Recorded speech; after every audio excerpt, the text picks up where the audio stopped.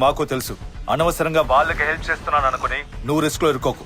Sir ఈ trip లో ఈయన తప్ప ఇంకే అక్యూస్డ్ రాలేదు సార్. సార్ ఇలా చెప్పలేదంటే నన్ను చంపేస్తానని అంటున్నారు సార్. అమ్మ అసలే చెప్పు మనిషి ఇంట్లో ఒంటరిగా ఉన్నారు సార్.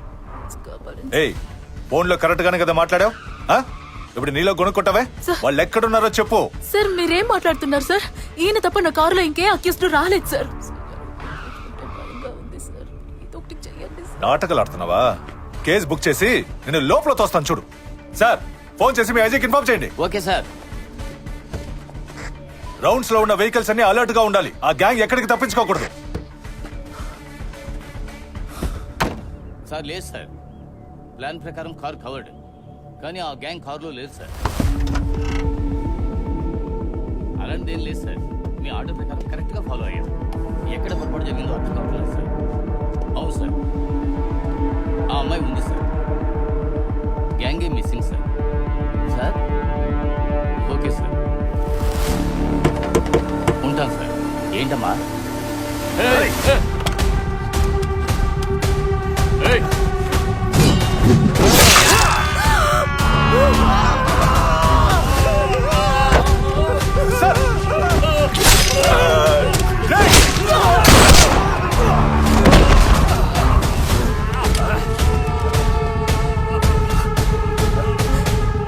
రేయ్, గన్ను కింద పడేసి అలాగే కూర్చో.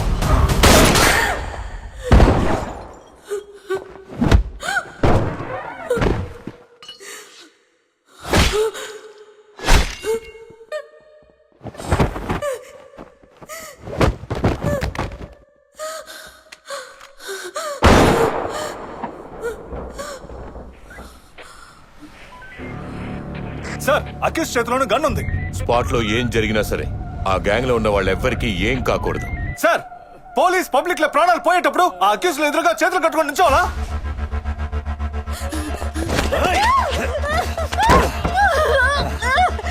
అరెస్ట్ చేయండి, మాట్లాడించండి.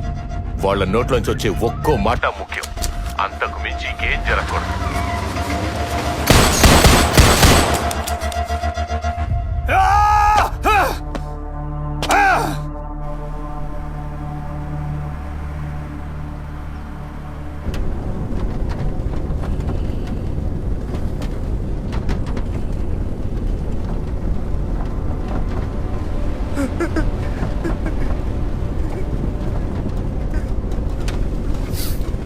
Stop the car.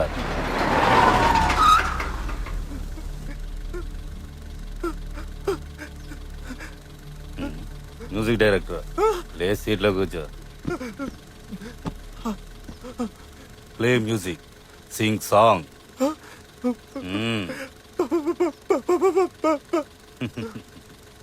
మ్యూజిక్ తో పాటు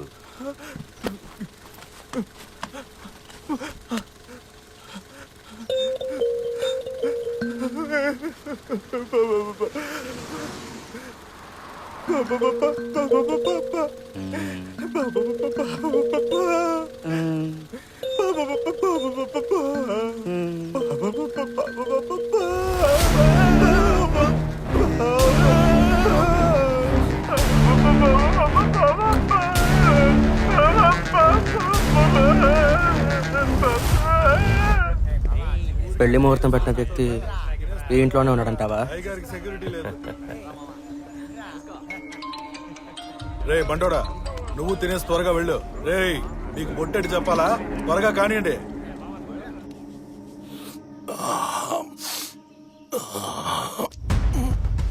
అందుకే బెల్సా దగ్గర పౌడర్ ఉందని చెక్ చేయమని చెప్పాను కదా. ఇక అంతే, దేవుళ్ళు అన్ని వైపులా రౌండ్స్ లో ఉంటారు, మనం దొరికిపోతాం. సరే, ఇప్పుడు ఏడ్ చేయాలో అది మాత్రం చెప్పు.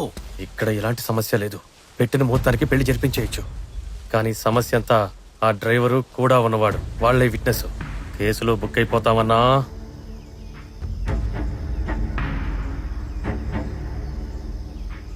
సరే వదిలే, నేను చూసుకుంటాను.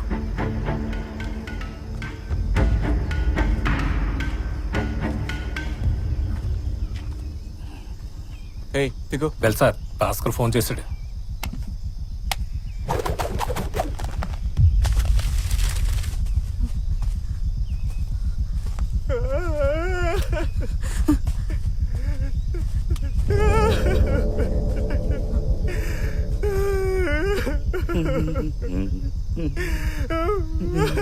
మేము పోలీసులతో ఏమీ చెప్పాం. ప్లీజ్ మా ఇద్దరిని వదిలిపెట్టండి. మీరు చెప్పినట్టుగానే కదా నడుచుకుంటున్నాం.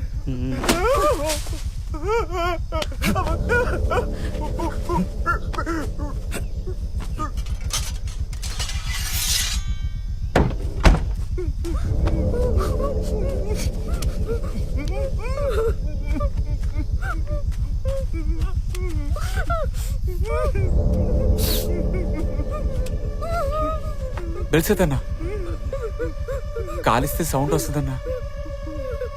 దానికి బదులుగా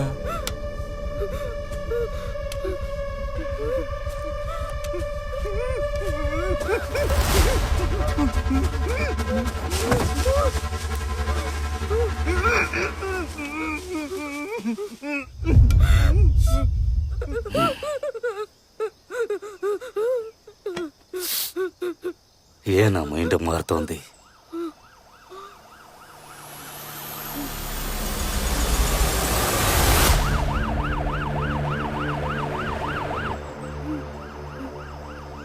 వైజాగ్ దాటే వరకు ఇది మనతోనే ఉండని.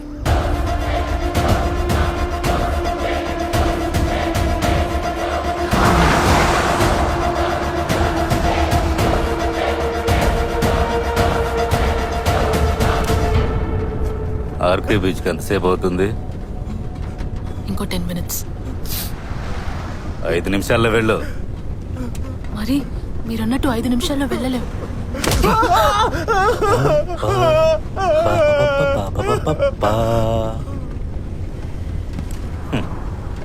నీకు అప్పుడే డబ్బులిచ్చి వేరే బండిలో వెళ్ళమని చెప్పారు కదా.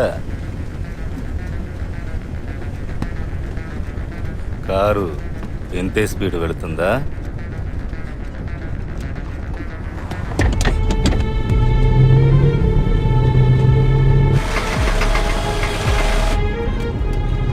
కారు ఈ స్పీడ్ కన్నా తగ్గిందంటే వాడి తల మీద పడ్డ అలాంటి దెబ్బే నీకు తగులుతుంది.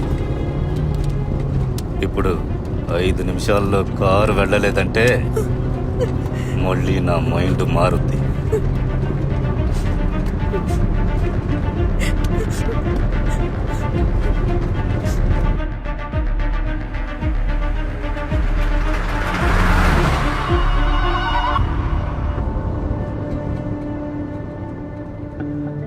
ఎందుకమ్మా కోపడుతున్నా? నాన్న చెప్పేది అందరి మంచి కోసమే కదా, నీకు తెలీదా? ఏరియాలో అందరి మంచి గురించి ఆలోచించే మీరు మా గురించి ఎప్పుడు ఆలోచించారు చెప్పండి? అసలు మీరు తప్ప మాకు ఇంకెవరున్నారు? కొంచెం ఆలోచించండి.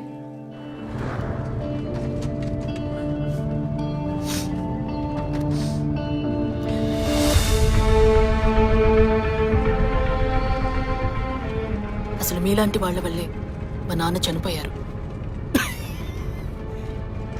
మీ నాన్న ఎవరు? ఫోటో ఉందా? ఒకవేళ మీ నాన్న మేమే కూడా చంపుండొచ్చు. ఆయన చనిపోయింది ఎలాగో నాకు తెలుసు. నేను దాని గురించి అనడం లేదు. ఒక కుటుంబంలో ఆ ఇంటి పెద్ద చనిపోయారంటే ఆ కుటుంబం చెదిరిపోతుంది. డబ్బు కోసం ఓ మనిషి ప్రాణాల్ని ఎలా తీయగలుగుతున్నారు మీరు? అది నీ తల్లిని అడుగు. తను కూడా నాలాగే ఒక సాధారణమైన ఆడదేగా.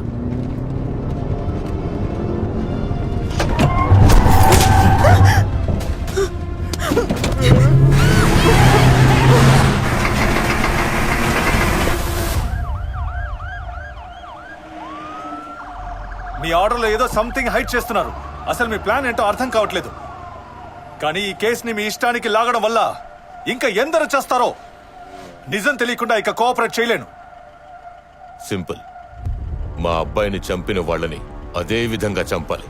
అందుకు ఈ గ్యాంగ్ ని ప్రాణాలతో పట్టుకోవాలి. వీళ్ల వెనక ఉన్న ఏజెంట్ ద్వారా ఎవరు మా అబ్బాయిని చంపమన్నారో నాకు తెలియాలి. ఇదే గ్యాంగ్తో నేను వాడిని చంపించాలి. చంపిన తర్వాత ఈ గ్యాంగ్నే ఎన్కౌంటర్ చేసేయాలి. అందుకు మీ యూనిఫామ్ ని వాడుకుంటున్నాను. నీ వల్ల కాకపోతే చెప్పు, నేను వేరే ఆఫీసర్తో చేయించుకుంటాను.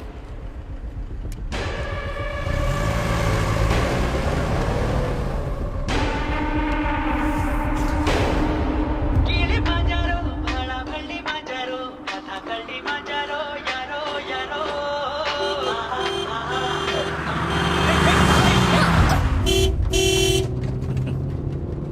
వెల్ సార్, నీకు కామెడీ చెప్పనా? చనిపోయేవాడు మనోళ్ళని ఇంట్లో కూర్చోబెట్టి తిండి ఎడుతున్నాడు. ఏ మాటకా మాట మధ్య వెంకట్రావు మంచోడు. ఆడి మంచితనాన్ని పొగుడుతున్నావు, సంపాలని జాలేస్తుందా? అన్ని చంపేసి వచ్చి పొలాలు అమ్మస్తున్నాడు. తర్పణం వదిలేస్తే పోలా? ఇట్టంటోళ్ళు లేకపోతే మన బతికేలా? అది కాదు చెప్పరా, నువ్వు ఓ చోట నుంచోనున్నావు, నీ కళ్ళెదురుగా ఎవరైనా కింద పడ్డారనుకో, అప్పుడు నువ్వేం చేస్తావు? వెంటనే చేయందిస్తావుగా లేవనెత్తడానికి. అలాంటిదే నమ్మ జీవితం కూడా.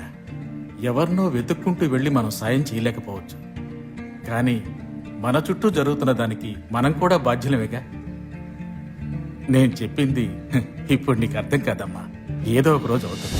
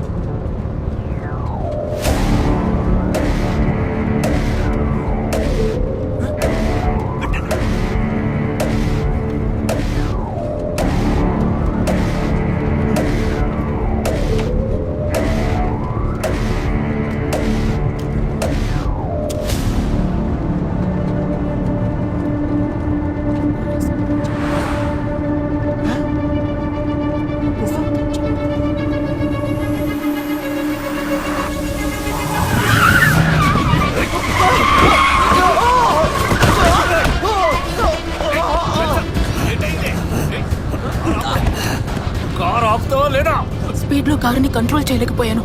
డోర్ కూడా సరిగ్గా క్లోజ్ చేసలేదు.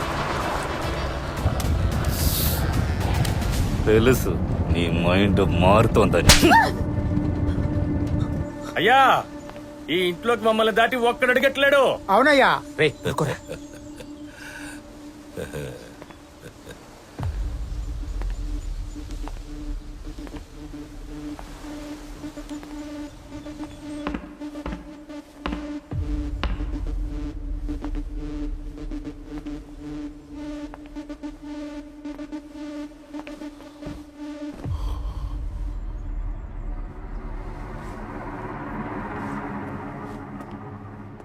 నాన్న, ఏం జరిగింది? ఆ బ్లాక్ కలర్ నోట్ ప్యాడ్ ఇవ్వు.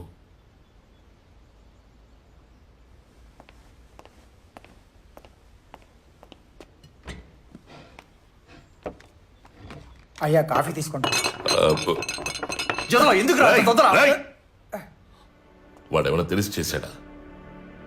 నేను తుడిచేస్తానయ్యా. నేను దుడుచుకుంటానులే, అప్పుడే నీకు బుద్ధి వస్తుంది. నువ్వు వెళ్ళు.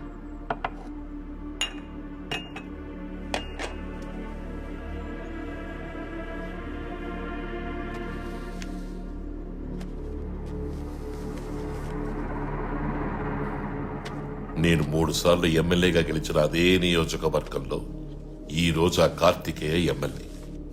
ఎలా? డబ్బు, అదే వాడి బలం. అయినా నన్ను చంపాలని ప్లాన్ వేసాడు చూడు. ప్రజలు నా మీద పెంచుకున్న అభిమానం అదే నా బలం.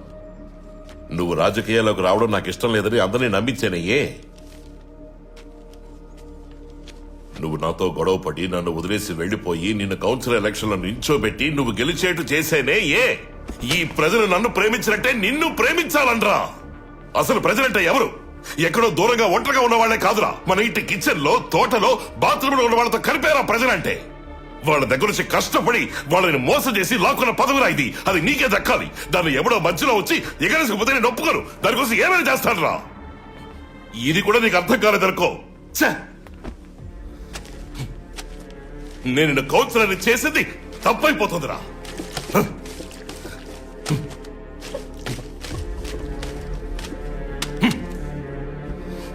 చెప్పండి నాన్న, ఎవరైనా అనుమానిస్తున్నారా?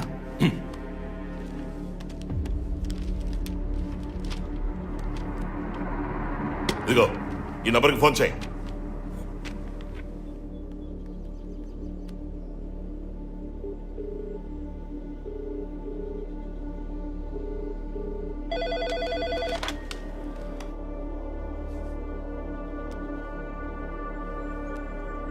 నేను మధ్య వెంకట్రావుని మాట్లాడుతున్నా. అయ్యా చెప్పండి అయ్యా. నువ్వు నా ఇంటికి మనుషులు పంపించావా?